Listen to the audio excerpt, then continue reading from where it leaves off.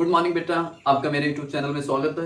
मेरा YouTube channel है struggle for education and dream. तो भाई साहब, आप नए हो तो सब्सक्राइब कर दो यार, वीडियो को लाइक भी कर दिया करो। कमेंट तो यार करना भूल गए हो आप। अब जैसे लगता है कि तुम लोग कमेंट करते ही नहीं, मतलब एनर्जी लेस कर दिया आपने। वैसे भी बारिश होके कोचिंग बंद हो गई है, जिसके कारण वीडियो शूट करने में टाइम जो बनाया था मैं, सब कुछ डिस्टर्ब हो गया।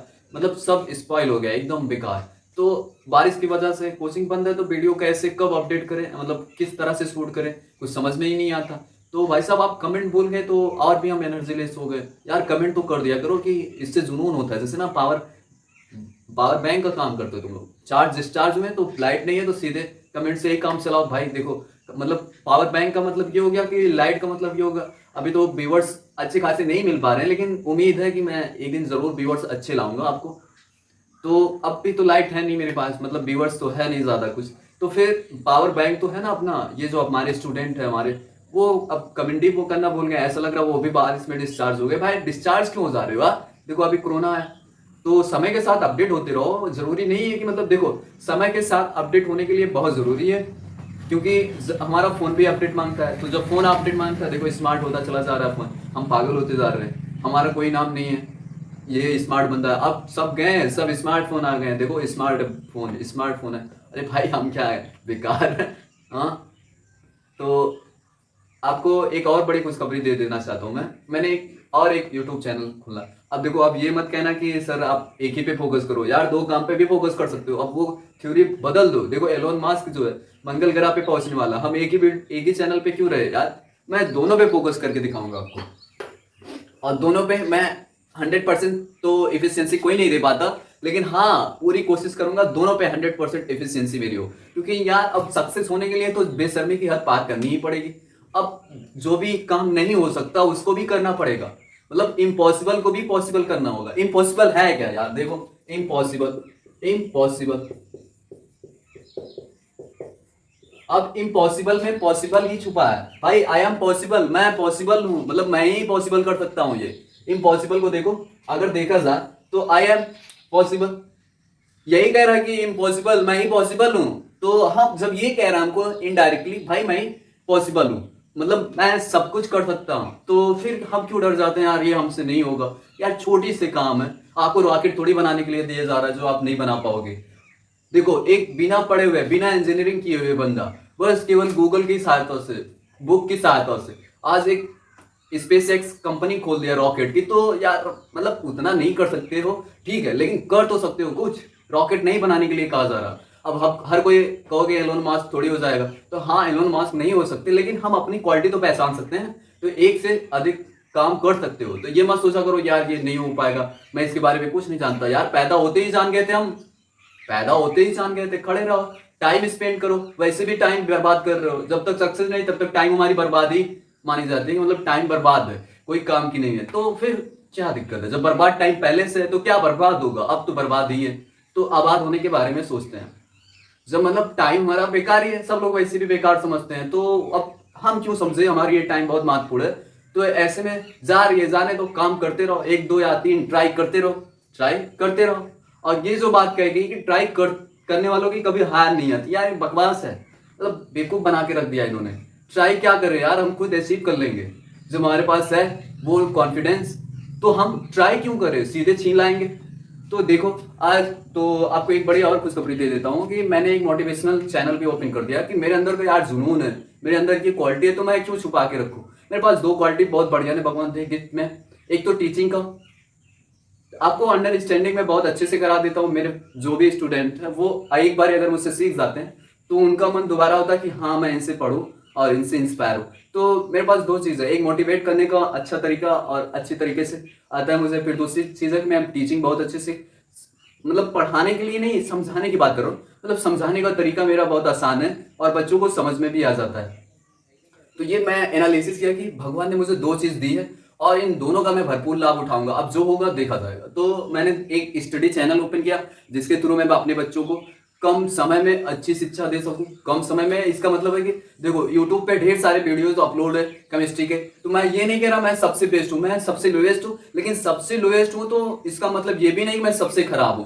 सबके जो सीक्रेट है मैं उनको मिला के लाया हूं, मतलब जो सबके सीक्रेट है जो सारी चीजें वो बताएंगे हाई क्वालिटीज में, मैं वही लो क्वालिटीज में छीन के लेके आया हूँ। मतलब उनके हर एक जो अच्छे पॉइंट्स हैं मैं वो खींच के ले आया हूँ। अगर मैं ये टॉपिक पढ़ा रहा हूँ उसमें अगर आपको नहीं समझ में आया तो ये मेरी गलती है, तब बेकार हुआ है। लेकिन मैंने उन सब सारी चीजों को मैंने एकत्रित कर दिया है अपनी वीडियो में।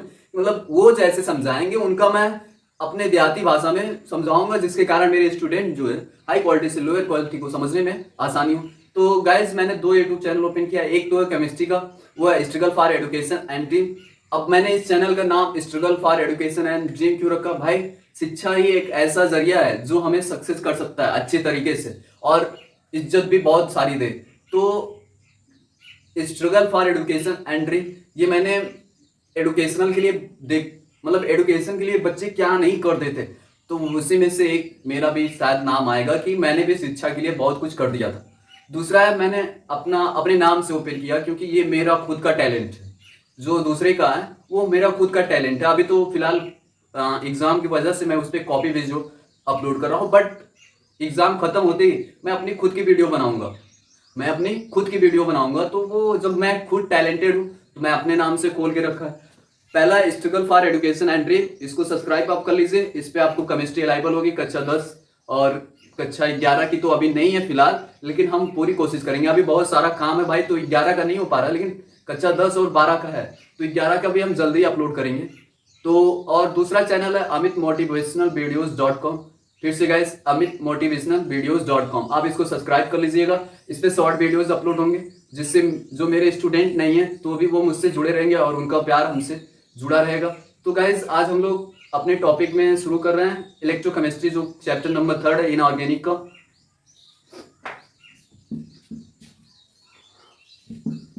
इनऑर्गेनिक का चैप्टर 3 जो है, चैप्टर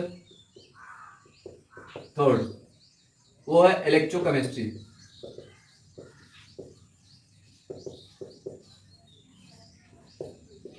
अब इलेक्ट्रोकेमिस्ट्री है क्या गाइस? इसमें मैं आपको बस शॉर्ट वीडियो बनाऊंगा। मतलब बहुत यार कमेंट पास हो रहे हैं, वीडियो लंबी हो जा रही है। तो अब जब देखो मेरी पहचान, my identity is my student, मतलब मेरी पहचान वो मेरे स्टूडेंट ही है। तो मैंने उनकी हर एक ख्वाहिश पूरी करने की कोशिश की है। तो आपको मैं छोटी सी वीडियो में ऑक्सीडेशन, रिडक्शन एंड रिडॉक्स, फिर ऑक्सीडेशन नंबर कैसे फाइंड किया जाता है,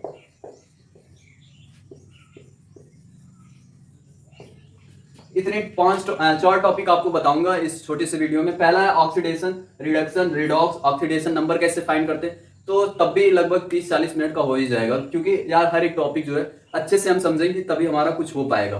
तो फिर से हम शुरू करते हैं। इलेक्ट्रोकेमिस्ट्री का मतलब ये हुआ कि इलेक्ट्रो देखो, इलेक्ट्रो मतलब वैद्युत, क्या हो गया वैद्युत, और दूसरा ये रसायन, वैद्युत रसायन, क्या हुआ वैद्युत रसायन, ठीक है। इलेक्ट्रोकेमिस्ट्री का मतलब ये हुआ कि वैद्युत से जुड़े केमिकल्स होते हैं या जो केमिकल्स वैद्युत पैदा कर सकते हैं, ठीक है। फिर हम वैद्युत इनपुट किए तो क्या केमिकल कौन सा चेंजिंग आएगा, ठीक। तो इलेक्ट्रोकेमिस्ट्री में आज हम जानेंगे कि इलेक्ट्रोकेमिस्ट्री है क्या। तो इलेक्ट्रोकेमिस्ट्री का मतलब वैद्युत से जुड़े हुए जो रसायन है या जो रसायन वैद्युत उत्पन्न कर सकते हैं या जिनके ऑक्सीडेशन और रिडक्शन की क्रियाओं के कारण वैद्युत उत्पन्न होता है, तो हम उनके बारे में जानेंगे, ठीक है। इसमें उनका क्या है वैद्युत सांद्रता, क्या मतलब कौन से वैद्युत अपघट्य पदार्थ, अनवघट्य पदार्थ होते हैं और इनके क्या उपयोग है डेली लाइफ में। तो डेली लाइफ में इनका बहुत उपयोग है, जैसे बैटरी हम लोग यूज करते हैं, सेल यूज करते हैं। तो जो हमारी गैल्वेनो सेल होती है वो क्या करती है, केमिकल एनर्जी को इलेक्ट्रिकल एनर्जी में कन्वर्ट करती है, और जो इलेक्ट्रिक सेल होते हैं वो इलेक्ट्रिक एनर्जी को केमिकल एनर्जी में कन्वर्ट करता है। तो गाइज जो एक हमारा गैल्वेनो सेल होता है वो क्या करता है, केमिकल एनर्जी को इलेक्ट्रिकल एनर्जी में कन्वर्ट करता है। तो वैद्युत रसायन का डेली लाइफ में उपयोग ये है कि आपका जो बैटरी हो गई, ठीक है, और सारे सामान हो गए जो वैद्युत करने, इलेक्ट्रिक सेल हो गए, ये सारे वैद्युत रसायन के ही श्रेणी में आते हैं। तो पहला हम आप शुरू करते हैं, हमारा ऑक्सीडेशन मतलब ऑक्सीकरण क्रिया होती है। Oxidation, what is oxidation?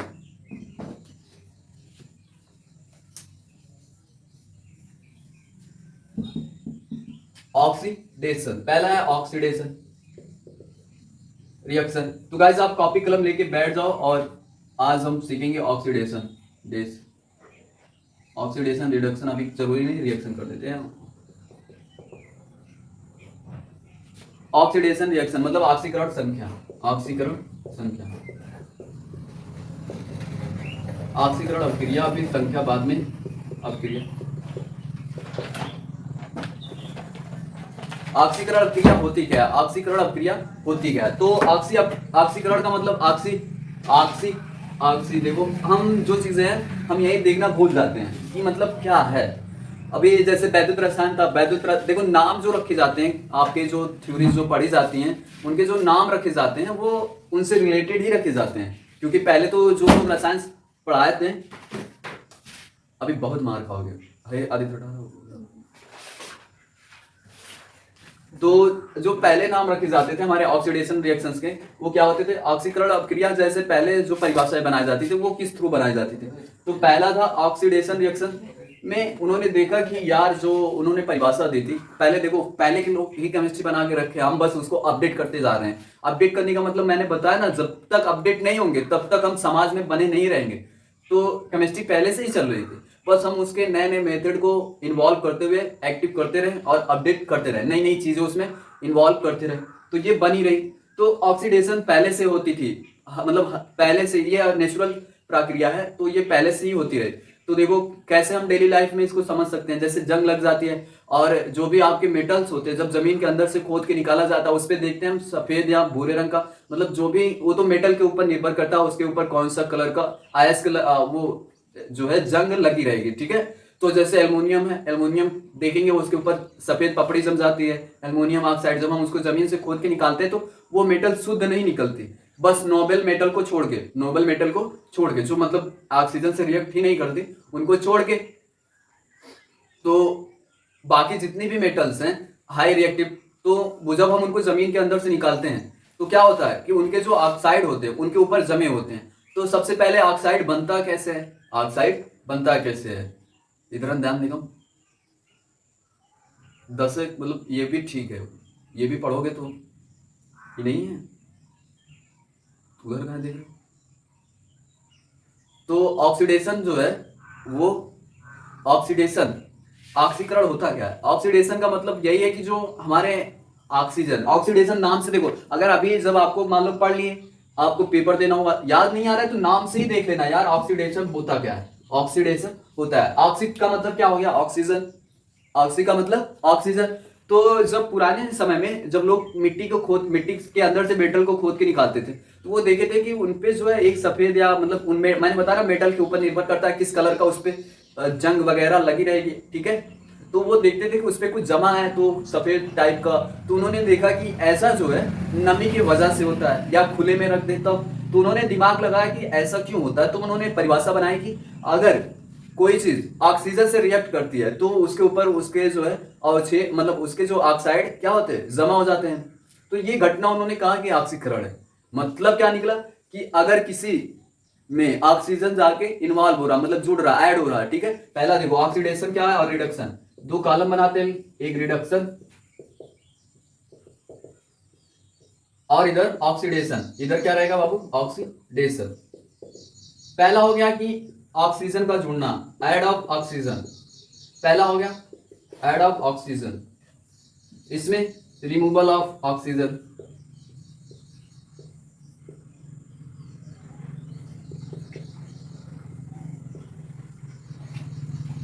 पहला हो गया ऐड ऑफ ऑक्सीजन, उसमें हो जाएगा रिमूवल ऑफ ऑक्सीजन। मतलब अगर किसी मेटल के साथ या किसी अपक्रिया में, किसी रिएक्शन में, किसी भी एटम या मॉलिक्यूल्स के साथ ऑक्सीजन आके क्या हो रहा है? ऐड हो रहा है। क्या हो रहा है? ऐड हो रहा है। तो उसको हम क्या कहेंगे? ऑक्सीकरण अभिक्रिया। क्या कहेंगे? ऑक्सीकरण। जैसे आपने लकड़ी लाया, उसको जलाया, तो ऑक्सीजन में जलाया तो वो क्या कर जाएगा बाबू? बर्न होगा, तो वो क्या बना लेगा? अपना ऑक्साइड बना लेगा। जैसे लोहा है, कुछ दिन में वो नमी में रखा क्या कर लेता है? फेरस ऑक्साइड बना लेता है, फेरिक ऑक्साइड बना लेता है। तो फेरिक ऑक्साइड जब बना लेता है,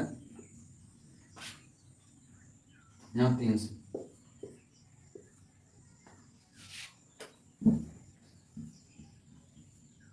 संतुलित है, इसके आयन जो हो जाएंगे 6 हो जाएंगे, इसके भी 3 दूना 6 हो जाएंगे, 3 दूना 6 और 3 दूना 6, ठीक। फेरस ऑक्साइड बना लेता है। तो जो हमारे देखो इस सब में क्या हो रहा है? ऑक्सीजन जुड़ रहा है, तो ये भी अपना ऑक्साइड बनाया, ये भी अपना ऑक्साइड बनाया। तो ऐसी क्रियाओं को हम क्या कहेंगे? ऑक्सीडेशन। अब बात आ गई कि इनमें रिमूवल कैसे होगा। जैसे आपने कोई लिया, जैसे आपने मैग्नीशियम ले लिया, ठीक है, तो आपने उसको गर्म कर दिया या रिएक्ट करवा दिया, तो मैग्नीशियम जो है अलग हो जाएगा और O2 जो है अलग कर देंगे हम। तो मैग्नीशियम जो है, मैग्नीशियम को साफ किए तो उसमें से ऑक्सीजन जो है रिमूव कर दिए। या आप जो है क्या करेंगे, मैग्नीशियम ऑक्साइड है या एल्युमिनियम ऑक्साइड है, ले लीजिए आपका एल्युमिनियम ऑक्साइड है, इसको कोयले के साथ जब हम मतलब गर्म कर देते हैं कोक के साथ, ठीक है, कोक के साथ गर्म कर देते हैं तो एल्युमिनियम हमारी बाहर हो जाती है और CO2 गैस के रूप में चली जाती है। मतलब देखो ऑक्सीजन इसमें से रिमूव हो गया, तो ये इनका क्या हो गया, रिडक्शन हो गया। क्या हो गया? रिडक्शन। और इसमें लोहे का और कार्बन का क्या हो रहा है? ऑक्सीडेशन। क्या हो रहा है? ऑक्सीडेशन। इसमें देखो ये भी है एक ऑक्सीडेशन का उदाहरण। क्यों?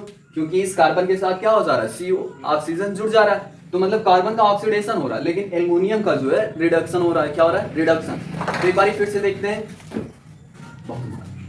ऑक्सीडेशन का मतलब क्या है कि जब कार्बन के साथ कोई चीज जुड़ती है, ठीक है, सॉरी कोई नहीं, ऑक्सीजन जुड़ती है, मतलब किसी मेटल या किसी एटम्स या मॉलिक्यूल्स के साथ, ठीक है, ऑक्सीजन जुड़ता है तो क्या होता है? वो ऑक्सीडेशन। अगर रिमूव हो रहा है तो क्या हो जाएगा?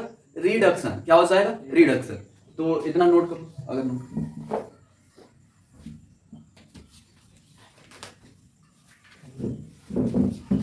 चलो अच्छा दूसरा देखो, आप दूसरा पॉइंट देखो।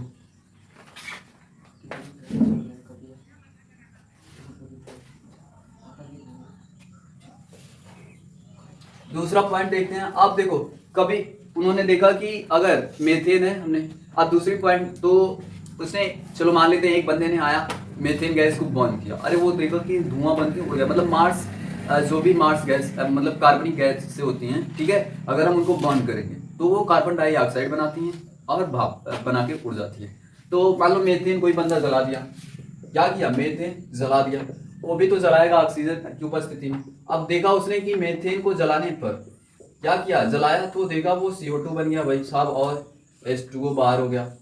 कि देखा ऑक्सीजन तो जुड़ा, एक चीज और बाहर निकल गई, उसमें जो हाइड्रोजन थे वो सारे के सारे बाहर हो गए। तो उसे बड़ा अजीब लगा कि यार ये क्या है, कि मतलब अभी तो हमने परिभाषा पढ़ी थी, जैसे हम लोग पढ़ के गए, अब तुम पढ़ के गए उसके बाद तुरंत में मान लो कोई गैस जलाए तो हमने जो बताया था उसके बाद भी उसमें कुछ हो जा रहा है, तो तुम अपना और एक दिमाग डाल दिए। अब देखो ये और केमिस्ट्री को बढ़ा दिया, अपडेट कर दिए।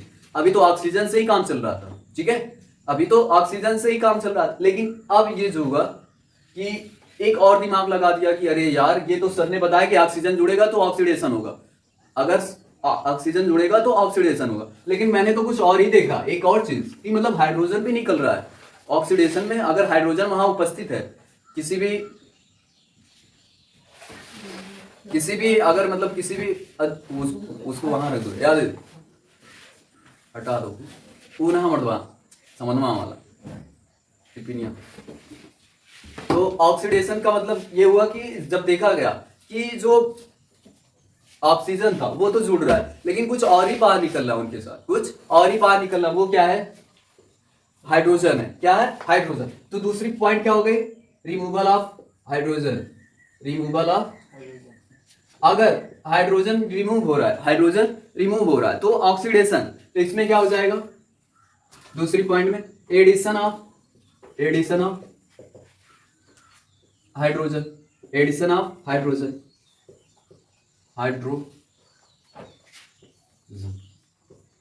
एडिशन ऑफ हाइड्रोजन, अर्थात क्या हो गया कि जो रिडक्शन होगा उसमें हाइड्रोजन जुड़ेगा, उसमें हाइड्रोजन जुड़ेगा, तो उसको क्या बोला जाएगा?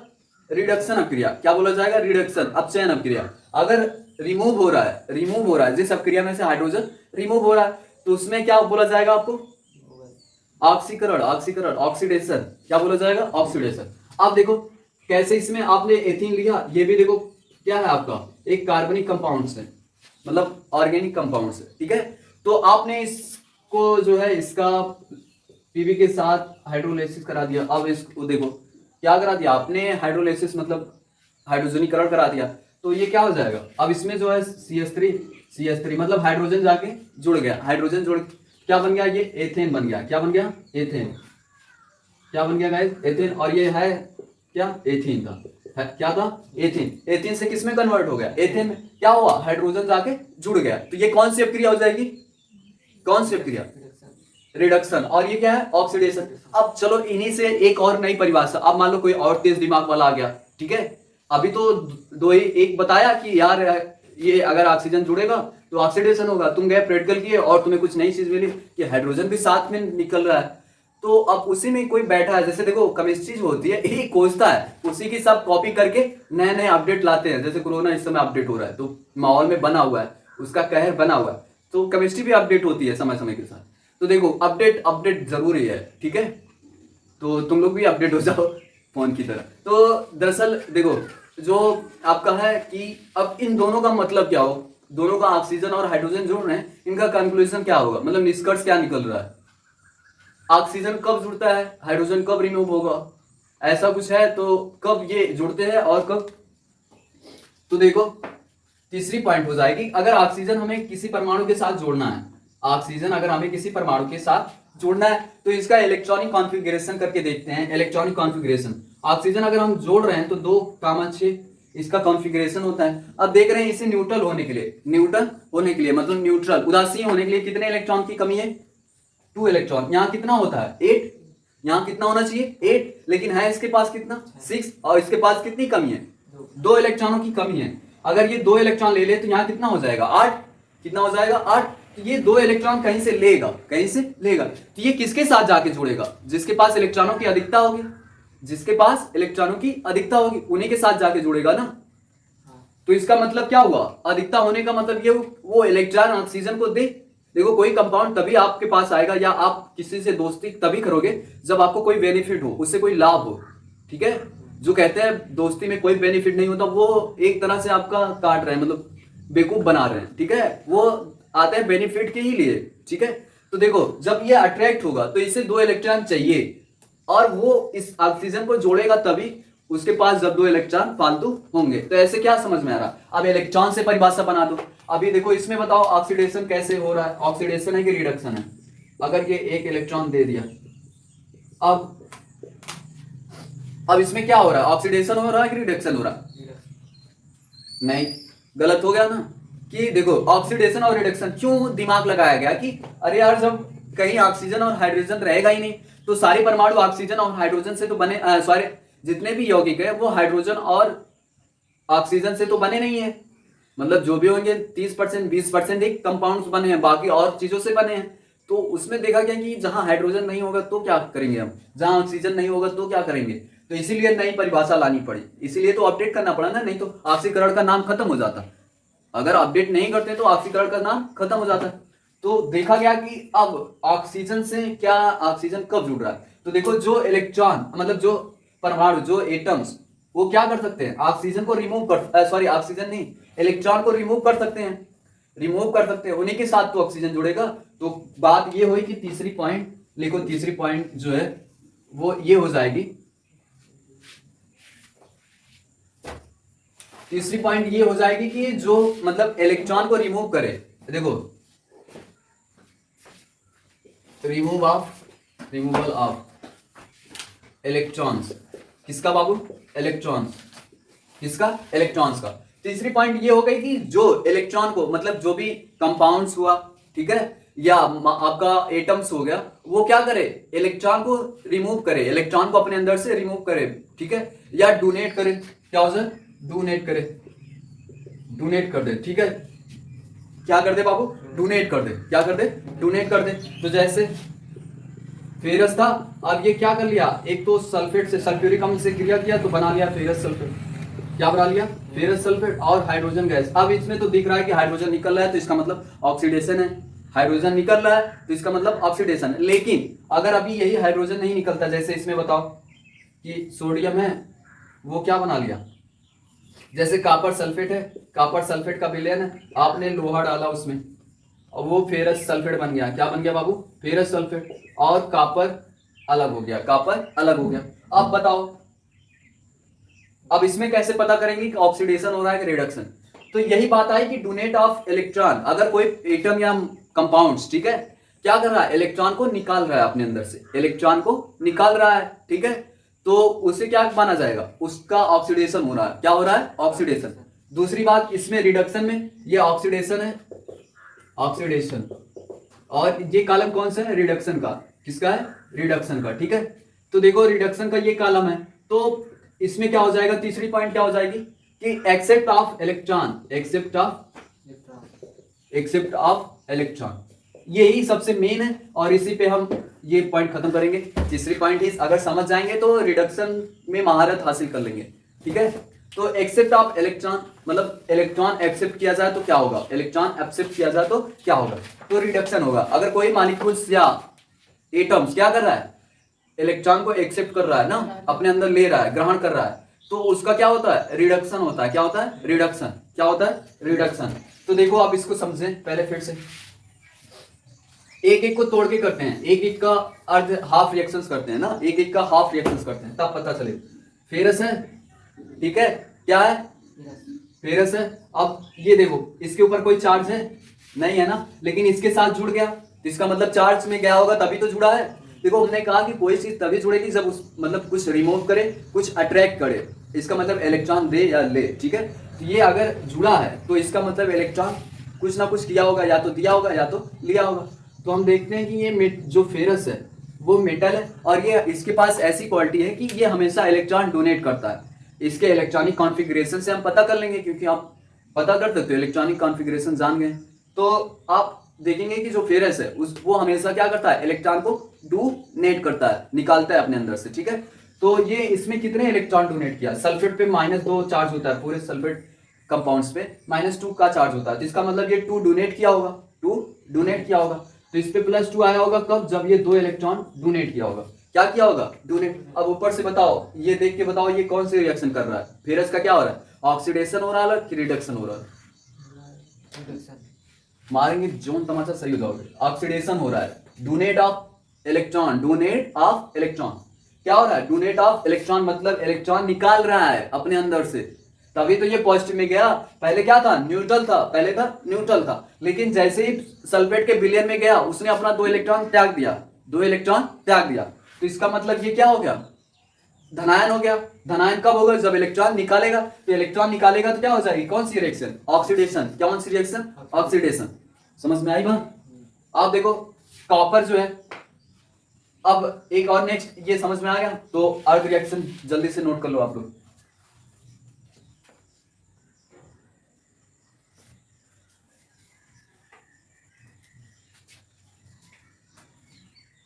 अब एडिट करे पड़े, एक नोट कर करा और तो सब खाती ना, और तू सही पैटर्न करा नहीं, देखिए थोड़ा ले। तो नोट हो गया गाइस। तो देखो जो है आपका, अभी हमने लिया था कि कॉपर सल्फेट के विलयन में, कॉपर सल्फेट के विलयन में जब हम लोहे की कील डालते हैं तो इसमें क्या कौन कौन से रिएक्शन होते हैं? ये साथ आप देखोगे रिडॉक्स अपक्रिया का उदाहरण है, मतलब रिडॉक्स अपक्रिया का। तो रिडॉक्स का मतलब क्या होता है? जिसमें ऑक्सीकरण और रिडक्शन दोनों साथ साथ हो ना। तो अभी फेरस का क्या हुआ? अभी हमने देखा कि जो फेरस था उसका क्या हुआ? ऑक्सीडेशन हुआ। क्या है? ऑक्सीडेशन हुआ। ठीक है, लेकिन अब कॉपर का चेक करते हैं, हाफ रिएक्शन कर रहे हैं ना, सबको तोड़ तोड़ के कर रहे हैं। तो कॉपर सल्फेट यहाँ किसी के साथ जुड़ा हुआ है, किसी के साथ जुड़ा हुआ है। हमने बताया कि सल्फेट जो कंपाउंड है, सल्फेट, उस पर कितने का चार्ज होता है? 2 का। तो इससे जाहिर सी बात है कॉपर पे भी 2 चार्ज होना चाहिए, तभी तो जुड़ेगा। चार्ज जब बराबर होते हैं, चार्ज जब बराबर होते हैं तभी कोई कंपाउंड जुड़ता है। मतलब कंपाउंड का टोटल चार्ज कितना होता है? 0। मतलब किसी भी कंपाउंड का टोटल चार्ज 0 होता है। ठीक, तो देखो कॉपर जो है पहले कितना था? 2 इलेक्ट्रॉन इसने डोनेट किए थे, 2 इलेक्ट्रॉन डोनेट किए। तो पहले इसका ऑक्सीडेशन हुआ था, बट अब ये क्या किया? 2 इलेक्ट्रॉन एक्सेप्ट कर लिया। देखो इसमें क्या हो रहा? फेरस सल्फेट बना और ये क्या हुआ? कॉपर जो था न्यूट्रल हो गया था। कॉपर क्या हो गया था? न्यूट्रल। तो कॉपर न्यूट्रल कब होगा? इसके पास तो 2 इलेक्ट्रॉनों की कमी थी, इसके पास 2 इलेक्ट्रॉनों की कमी थी, ये न्यूट्रल हो गया, अपनी कमी को पूरा कर लिया। कैसे पूरा किया होगा? कहीं से 2 इलेक्ट्रॉन ग्रहण किया होगा, कहीं से 2 इलेक्ट्रॉन क्या किया होगा? ग्रहण किया होगा, तभी तो जाके ये न्यूट्रल हुआ।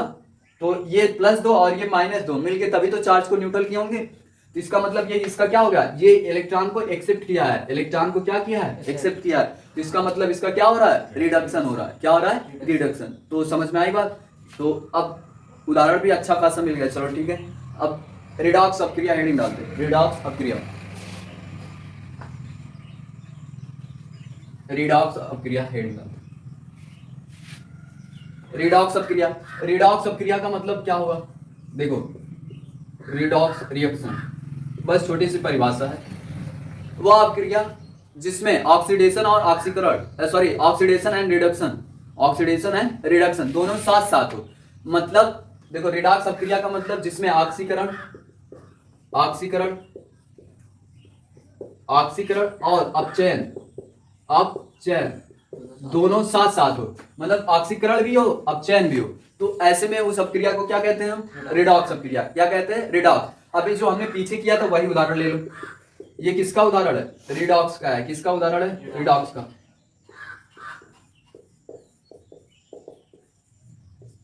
क्योंकि कॉपर का रिडक्शन हो रहा है, कॉपर का क्या हो रहा है? रिडक्शन, और फेरस का ऑक्सीडेशन, तो दोनों साथ हो रहे हैं ना, तो इसका मतलब ये क्या हो गया?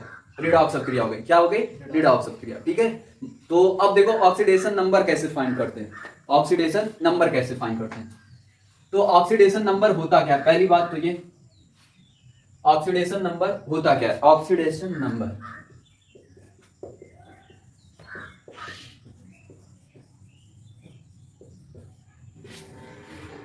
तो बाबू mono atomic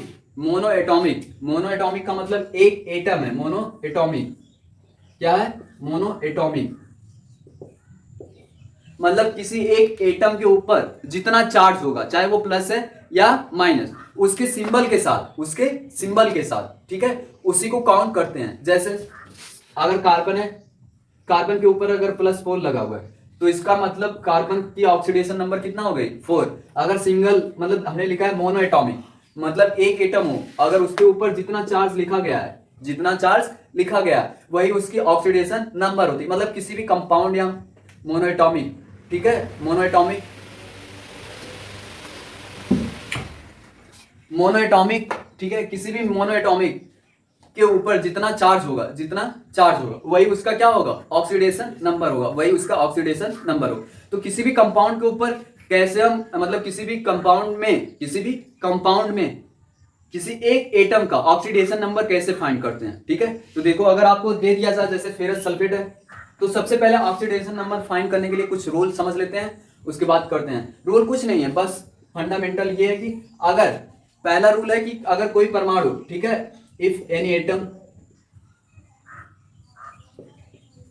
in gaseous state are neutral,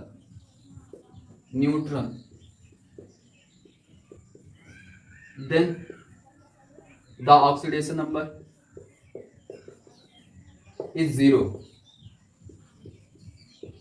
अगर कोई भी कंपाउंड, ठीक है, अपने क्या हो? न्यूट्रल स्टेट में हो। किसमें हो? न्यूट्रल स्टेट में, ठीक है। जैसे गैस के रूप में H2 हो गया, Cl2 हो गया, H2O हो गया, ये कंपाउंड है, ये मॉलिक्यूल्स है। अब इस तरह से अगर केवल लिख दिया जाए एल्युमिनियम, इसके ऊपर कोई चार्ज नहीं लिखा गया, तो इसका मतलब इसकी ऑक्सीडेशन नंबर इस समय अभी 0 है। अभी इस समय भी ये क्या है? 0 है। ये इस समय 0 है। अर्थात क्या हो गया कि किसी भी अणु की ऑक्सीडेशन नंबर क्या होती है? ज्यादातर 0 होती है, मतलब लगभग 0 होती है। ठीक है, क्या होती है? 0 होती है। ठीक, जब तक वो आवेशित ना हो, क्योंकि ऑक्सीडेशन नंबर क्या है? आवेशों की संख्या है। तो अगर वो न्यूट्रल स्टेट में है, पहला रूल लिखो कि ऑक्सीडेशन नंबर जो होगा वो अगर कोई भी कंपाउंड या मॉलिक्यूल्स न्यूट्रल स्टेट में या गैसियस स्टेट में है, किसमें है? गैसियस स्टेट में, तो उसकी जो ऑक्सीडेशन नंबर होगी वो कितना होगी? 0। सबसे मेन पॉइंट यही है, ठीक, मेन है। उसके बाद दूसरी देखो, दूसरी पॉइंट क्या है कि किसी भी परमाणु के ऊपर, दूसरी पॉइंट मतलब किसी भी परमाणु के ऊपर या यौगिक के ऊपर जितना आवेश होगा उसकी उतनी ही ऑक्सीडेशन नंबर होगी। जैसे अगर ऑक्सीजन के ऊपर -2 लिख दिया गया तो इसकी ऑक्सीडेशन नंबर कितनी हो जाएगी? -2। कितनी हो जाएगी बाबू? -2। अगर आप लोहे के ऊपर +2 लिखा हुआ है तो इसका मतलब Fe की जो ऑक्सीडेशन नंबर है वो कितनी है? +2 है, सिंबल के साथ +2 है। अगर सल्फेट लिख दिया गया और इसके ऊपर -2, तो इसका मतलब इस कंपाउंड की ऑक्सीजन नहीं, ना तो सल्फर, बल्कि दोनों की, ठीक है, इस कंपाउंड की ऑक्सीडेशन नंबर क्या है? ऑक्सीडेशन नंबर -2 है। सल्फेट की ऑक्सीडेशन नंबर क्या है? -2। क्या समझ में आ रहा है? अगर किसी भी कंपाउंड या एटम्स के ऊपर जितने चार्ज होंगे वही उसकी क्या होगी, ऑक्सीडेशन नंबर हो जाएगी। ठीक है, तीसरी पॉइंट ये हुई कि oxidation the total oxidation number is zero of any molecules or compound, मतलब किसी भी कंपाउंड की जो टोटल, ठीक है, टोटल ऑक्सीडेशन नंबर होती है वो क्या होती है, जीरो होती है। क्या होती है, जीरो। ठीक, तीसरी पॉइंट क्या है, तीसरी पॉइंट जो है आपकी तीसरी point, the total oxidation number of any compounds is zero, मतलब जो टोटल कंपाउंड की ऑक्सीडेशन नंबर होगी वो क्या होगी, जीरो। मतलब किसी भी यौगिक की जो कुल ऑक्सीकरण संख्या होती है वो क्या होती है, जीरो होती है। क्या होती है, जीरो। ठीक है, अब देखो चौथी और पांचवी पॉइंट जो है वो नॉर्मल सी है। अगर आपकी जो पीरियोडिक टेबल्स है, जो आपके ग्रुप्स होते हैं वो ऑक्सीडेशन नंबर शो करते हैं सिंबल के साथ। ठीक है, जैसे पहले वाला हो गया तो -1 या +1 दे सकता है। ठीक है, फर्स्ट ग्रुप जो होगा, देखो फर्स्ट ग्रुप जो होगा वो प्लस या माइनस दे सकता है। ठीक है, 1। सेकेंड वाला, इसमें सारे के सारे जो है वो ऑक्सीडेशन नंबर 2 शो करते हैं। ठीक है, इसी तरह से पी ब्लॉक के हो जाएंगे। तो मतलब जो पीरियोडिक टेबल में या इस ब्लॉक के जितने भी ग्रुप्स हैं वो जितनी संख्या है उनकी उतने ही ऑक्सीडेशन नंबर शो करते हैं। ठीक है, तो ये पॉइंट हो गई। अब कुछ एग्जांपल्स कर लेते हैं। जैसे फेरस सल्फेट में आप मान लो H2SO4 है, क्या है, H2SO4 है। अब इसमें कह दिया गया कि सल्फर की ऑक्सीडेशन नंबर फाइंड करो, ऑक्सीडेशन नंबर ऑफ सल्फर। ठीक है, तो कह दिया गया कि सल्फर की ऑक्सीडेशन नंबर निकालो, आप सल्फर की ऑक्सीडेशन नंबर। तो अभी आपने क्या सीखा, हाइड्रोजन के पास कितना, अगर हमने बताया वो, अभी देखो हाइड्रोजन जो है अगर किसी मेटल के साथ है तो -1 देगा। क्या देगा, माइनस। बाकी और भी किसी परमाणु या एटम के साथ है तो वो +1 देगा। क्या देगा, +1। यहाँ भी कोई मेटल है नहीं। ठीक है, तो जैसे ये क्या देगा, +1 देगा। और कितने हाइड्रोजन है, 2, तो 2 से गुणा कर देंगे। सल्फर का हमें निकालना है तो let the oxidation number of sulphur is x, मतलब इसकी क्या मान लेते हैं, यक्स मान लेते हैं। क्या मान लेते हैं, यक्स। प्लस ऑक्सीजन का क्या होता है कि ऑक्सीजन कितना है, 4 है। एक के ऊपर कितना आवेश होता है, कितने इलेक्ट्रॉनों की कमी होती है, मतलब 2 की, तो यहाँ -2 लिखा जाएगा। अभी हमने तीसरी पॉइंट क्या बताई कि total oxidation number is zero, total oxidation number is zero, मतलब ये जो टोटल इनकी ऑक्सीडेशन नंबर आएगी वो किसके बराबर होगी, जीरो के। अब हल कर लेते हैं, 2 प्लस में और यक्स -4 नहीं 8 होगा, मल्टीप्लाई करेंगे तो कितना हो जाएगा, 8। ठीक है, अब देखो ये +2 और ये -8 घट के कितना हो जाएगा, यक्स -6 इक्वल टू 0। तो यक्स इक्वल टू क्या हो जाएगा, 6। यक्स इक्वल टू क्या हो जाएगा, 6। मतलब इस सल्फर की ऑक्सीडेशन नंबर कितनी आ गई, 6 आ गई। कितनी आ गई, 6 आ गई। ठीक, और कोई कंपाउंड्स बताओ। जैसे अगर कोई भी कंपाउंड्स आप बोलो उसी में से एल्युमिनियम ऑक्साइड ही ले लो। ठीक है, या एल्युमिनियम ऑक्साइड या बेरिलियम सल्फेट ले लो, या चलो बेरिलियम सल्फेट, हम बेरिलियम की निकालते हैं। किसकी निकालते हैं, बेरिलियम की सल्फेट। ठीक है, अब इसका देखते हैं, सल्फर की जो ऑक्सीडेशन नंबर होगी इसका यक्स हो जाएगा। सल्फर का कितना होता है बाबू, 6।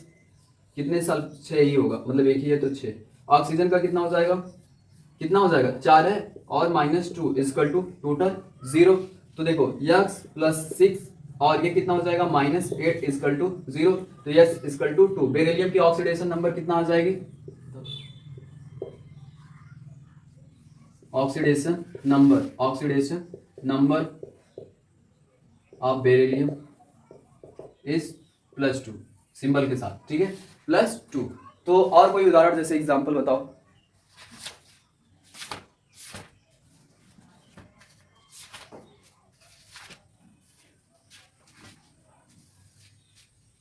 अगर किसी के साथ माइनस चार्ज लग जाए तब, किसी के ऊपर माइनस चार्ज लग जाए तब, जैसे सल्फेट है, सल्फेट के ऊपर -2 लगा हुआ है, तो अब कैसे ऑक्सीडेशन नंबर निकालेंगे,